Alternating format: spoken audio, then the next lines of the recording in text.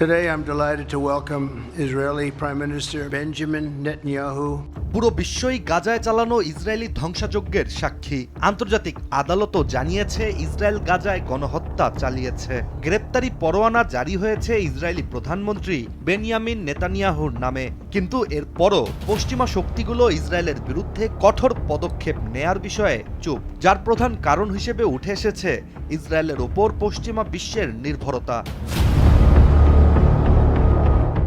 একদিকে অবরুদ্ধ গাজা উপত্যকায় বোমাবর্ষণ, অনাহার আর সাধারণ মানুষের মৃত্যু, যার কারণ ইসরায়েলি আগ্রাসন। অন্যদিকে বিশ্বজুড়ে সব নিয়ে তীব্র আন্দোলন হয়ে আসলেও পশ্চিমা বড় বড় শক্তি, কর্পোরেট জায়ান্টরা ইসরায়েলের সঙ্গেই সই করছে ইতিহাসের সবচেয়ে বড় গ্যাস, প্রযুক্তি ও অস্ত্র চুক্তি। গাজা বিষয়ে ইসরায়েল যুদ্ধাপরাধী হওয়ার পরও তা যেন দেখেও না দেখার ভান করছে পশ্চিমা দেশ, যার ফলেই ইসরায়েল বর্তমানে শুধু একটি রাষ্ট্র নয়, বরং হয়ে উঠেছে বৈশ্বিক অর্থনীতি ও নিরাপত্তা কাঠামোর এক অপরিহার্য অংশ। যুদ্ধের মধ্যেও ইসরায়েল বহির্বিশ্বের সাথে যেসব চুক্তি স্বাক্ষর করেছে তা স্পষ্ট করে দেয় ইসরায়েলের উপর পশ্চিমাদের নির্ভরতা, যার মধ্যে সবচেয়ে বড় চুক্তিটি করেছে আফ্রিকা মহাদেশের দ্বিতীয় বড় মুসলিম দেশ মিশর। 2025 সালের শেষ প্রান্তে প্রধানমন্ত্রী নেতানিয়াহুর অনুমোদনে স্বাক্ষরিত হয় ইতিহাসের সবচেয়ে বড় ওই জ্বালানি চুক্তি, যার মাধ্যমে ভূমধ্যসাগরের লেভাইয়াথান গ্যাস ক্ষেত্র থেকে 2040 সাল পর্যন্ত মিশরে যাবে $35 বিলিয়ন গ্যাস। জ্বালানি সংকটে থাকা মিশরের জন্য এটি শুধুই বাণিজ্যিক চুক্তি বলে জানায় কায়রো, কিন্তু বাস্তবতা হলো এই চুক্তির মধ্য দিয়ে উত্তর আফ্রিকার একটি বড় দেশ আরও গভীরভাবে নির্ভরশীল হয়ে পড়েছে ইসরায়েলের ওপর। ফলে ইসরায়েলের বিরুদ্ধে যে কোনো সিদ্ধান্তে মিশরকে এখন ভাবতে হতে পারে।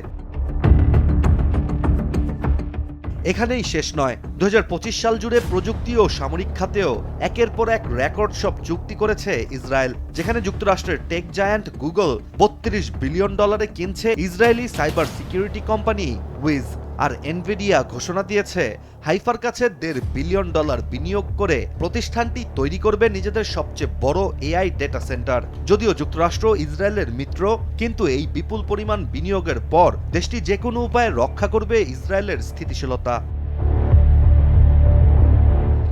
অন্যদিকে একসময় ইসরায়েলের চরম শত্রু এবং ইউরোপের অন্যতম শক্তিশালী রাষ্ট্র জার্মানি নতুনভাবে অনুমোদন দিয়েছে ইসরায়েলের তৈরি অ্যারো 3 ক্ষেপণাস্ত্র প্রতিরক্ষা ব্যবস্থার $6.5 বিলিয়ন চুক্তি। এটি ইসরায়েলের ইতিহাসে সর্ববৃহৎ সামরিক রপ্তানি হতে যাচ্ছে। ফলে জার্মানিও নিজের স্বার্থ রক্ষা করতেই রক্ষা করবে ইসরায়েলকে।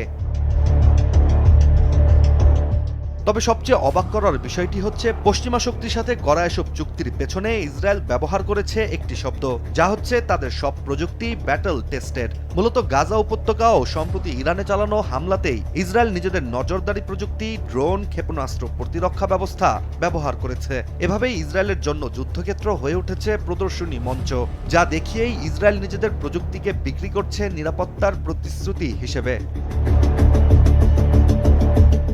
এছাড়া ইসরায়েলের দীর্ঘমেয়াদী বাণিজ্য পরিসংখ্যান দেখলেও চিত্রটা আরও বেশি স্পষ্ট হয়। যুক্তরাষ্ট্র, চীন, জার্মানি, তুরস্ক সহ আরও বেশ কয়েকটি দেশের সাথে ইসরায়েলের অর্ধেকের বেশি বৈদেশিক বাণিজ্য রয়েছে, যেখানে ইলেকট্রনিক্স, সামরিক প্রযুক্তি, ওষুধ, হীরা এই সব খাতগুলোতে ইসরায়েল শুধু রপ্তানিকারক নয়, অনেক দেশের জন্য অপরিহার্য সরবরাহকারী।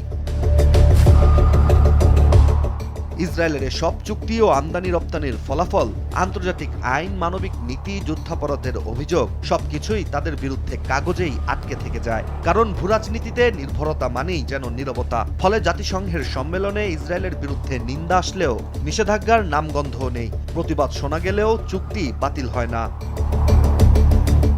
ইশতিয়াক হোসেন, দেশ টিভি।